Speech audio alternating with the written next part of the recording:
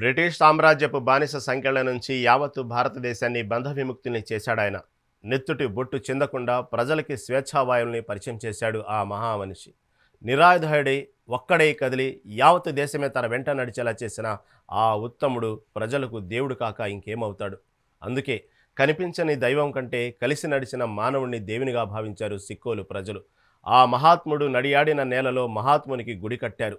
దేశంలో మొదటి మహాత్ముని స్మారక మందిరంగా ఆరాధింపబడుతున్న సిక్కోలు గాంధీ మందిరంపై మెగా9 టీవీ ప్రత్యేక కథనం. భావితరాలకు జాతిపిత మహాత్మా గాంధీజీ స్ఫూర్తిని అందించడంతో పాటు స్వాతంత్రోద్యమంలో పాల్గొన్న సమర యోధుల త్యాగాలను తెలియపరిచే ఒక ప్రముఖమైన ఉద్దేశంతో శ్రీకాకుళం జిల్లా ప్రజలు, కొన్ని రంగాల్లో పనిచేస్తున్న సామాజిక కార్యకర్తలు అందరూ ఏకమై ప్రభుత్వ సహకారం, జిల్లా యంత్రాంగం సహకారంతో గాంధీ మందిరం, స్వాతంత్ర సమరయోధులు, సంఘ సంస్కర్తల స్మృతివనాన్ని ఈ మున్సిపల్ పార్క్లో ఏర్పాటు చేయడం జరిగింది. దీని ప్రధాన ఉద్దేశం కూడా భావి తరాలలో దేశభక్తిని నింపించడంతో పాటు దేశం పట్ల ఒక బాధ్యతని పెంపొందించే ప్రయత్నంలో భాగంగానే మొదటగా గాంధీ మందిరాన్ని మనం నిర్మించడం జరిగింది. ఇక్కడ నిత్యం రఘుపతి రాఘవ రాజారాం కీర్తనలతో పాటు ఉదయం వందే మాతరంతో ఇక్కడ ప్రారంభం అవుతుంది, సాయంత్రం జనగణమనతో ముగుస్తుంది. దేశభక్తి గీతాలను మనం ఆలపించే కార్యక్రమం చేస్తాం. పిల్లలందరూ కూడా ఇక్కడికి వచ్చి దీన్ని ఒక ప్రాజెక్ట్ వర్క్ కింద చేసుకుని వెళ్తున్నారు. అలాగే గాంధీ గారి మందిరంతో పాటు 40 మంది స్వాతంత్ర సమరయోధులు, సంఘ సంస్కర్తలు, ప్రపంచాన్ని ప్రభావితం చేసిన మహనీయుల విగ్రహాలను ఇక్కడ పెట్టాం. ఈ ఏర్పాటు చేసిన తర్వాత ఇందులో కేవలం జయంతి కార్యక్రమాలే వాళ్ళు నిర్వహిస్తుంటారు. ఎందుకంటే మహనీయుల స్ఫూర్తికి ఎప్పుడు చావు ఉండదు, అందుకే వర్ధంతులు జయంతులే చేస్తుంటాం. ఇంతమంది త్యాగాలకు ప్రతిరూపం సగర్వంగా 105 అడుగుల ఎత్తులో జాతీయ జెండాను ప్రతిష్ఠించుకున్నాం. ఎందుకంటే ఈ మహనీయుల తాలూకా పోరాటం, ఈ త్యాగం కూడా ఆ మువ్వన్నెల జెండా సగర్వంగా ఎగరాలనే లక్ష్యం. ఆ లక్ష్యాన్ని నెరవేర్చడంలో భాగంగా ఇక్కడ ప్రతిష్ఠించడం జరిగింది. ఇంతటి గాంధీ మందిరం 40 మంది స్వాతంత్ర సమరయోధులు, సంఘ సంస్కర్తలు, ప్రపంచాన్ని ప్రభావితం చేసిన మహనీయులు మధ్యలో 105 అడుగులతో జాతీయ జెండా. ఇలాంటి అరుదైన ప్రదేశం దేశంలో ఎక్కడా లేదు.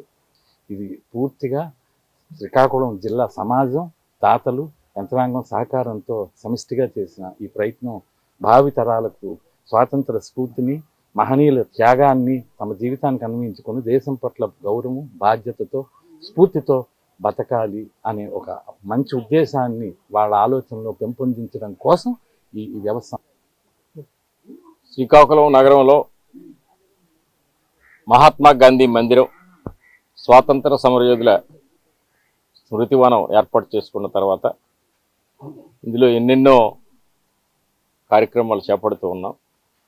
ముందుగా మనం ఇక్కడ తీసుకున్నట్టయితే గాంధీ మందిరంలో గోడలకి చుట్టూ కూడాను మహాత్మా గాంధీ ఎదుర్కొన్న సవాళ్ళు, ఆ తర్వాత ఒక మహాత్ముడిగా, మహనీయుడిగా ఎదిగిన తీరు, శ్రీకాకుళం జిల్లా పర్యటనకు వచ్చినప్పుడు ఏ ప్రాంతాల్లో సందర్శించారు, మరో విడత పర్యటనలో ఏ ప్రాంతాలు సందర్శించారనే పూర్తి వివరాలు అక్కడ గోడలపైన ఆవిష్కృతమై కనిపిస్తాయి. ఆయన దక్షిణాఫ్రికా వెళ్ళినప్పుడు అక్కడ జరిగినటువంటి ఒక అవమానం, అలాగే అక్కడ ఒక రైలు నుండి బయటకు తోసేసినటువంటి ఘటనకు సంబంధించిన చిత్రం ఆవిష్కృతం. అలాగే ఈరోజు దక్షిణాఫ్రికాలో ఆయన పేరుతో ఏ రైల్వే స్టేషన్ దగ్గర అయితే అతన్ని బయటికి నెట్టారో అదే రైల్వే స్టేషన్కు ఆయనకు పెట్టిన పేరుకు సంబంధించింది కూడా మనం ఆవిష్కరించుకోవడం జరిగింది. అలాగే 1927లో డిసెంబరు 2, 3, 4, 5 తేదీల్లో శ్రీకాకుళం జిల్లాలో మహాత్మా గాంధీ పర్యటించారు. దూసి రైల్వే స్టేషన్ నుంచి మొదలు మళ్ళీ ఒడిశా.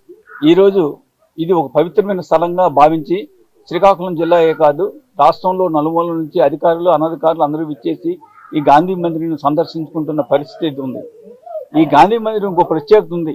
గాంధీ మందిరం స్టార్ట్ చేసి దక్షిణ భారతదేశంలోనే అతిపెద్ద జెండాగా ఉన్న 105 అడుగుల జెండాను ప్రతిష్ఠించి దాదాపు 50 మంది స్వాతంత్ర సమరయోధుల విగ్రహాలను స్థాపించి ప్రతి జయంతులు, ప్రతి వేడుకలు ఇక్కడ జరుపుకుంటూ గాంధీ మందిరం స్వాతంత్ర సమరయోధుల స్మృతివనం అనగానే ఒక పవిత్రమైన స్థలంగా భావించి మన వెంకటేశ్వర స్వామి దేవాలయానికి, షిరిడి సాయినాథ్ దేవాలయానికి శబరిమల అయ్యప్ప స్వామి దేవాలయానికి ఎంత ప్రాముఖ్యత ఇస్తున్నామో అంత ప్రాముఖ్యత ఈ స్థలానికి ఇచ్చి అందరూ వేడుకోలుగా అందంగా ఆనందంగా ఇక్కడికి వచ్చి నివాళులర్పించి వెళ్తున్న పరిస్థితి.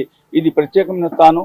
దీన్ని టూరిజం ప్లేస్ వాళ్ళు కూడా, గవర్నమెంట్ ఆఫ్ ఆంధ్రప్రదేశ్ కూడా దీన్ని టూరిజం ప్లేస్గా గుర్తించి దీనికి మరింత ప్రగతిని పురోభివృద్ధిని సాధించే కృషి చేయవలసిందిగా కోరుతున్నాను.